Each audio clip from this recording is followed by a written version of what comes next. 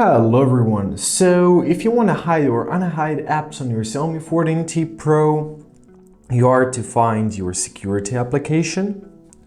So let's do this.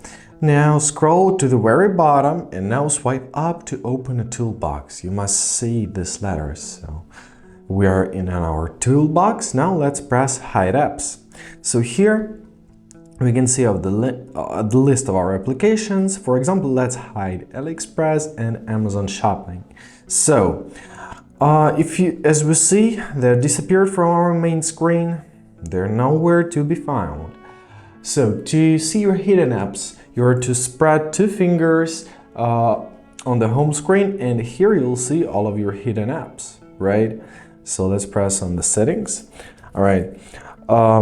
To take them from this hidden app list, right, to pull them back, you're once again open up your security, scroll down, press hide apps and simply toggle off the switch near, and as you see, they are back. And that's it. I hope this video is helpful. Thank you so much for watching and have a great day.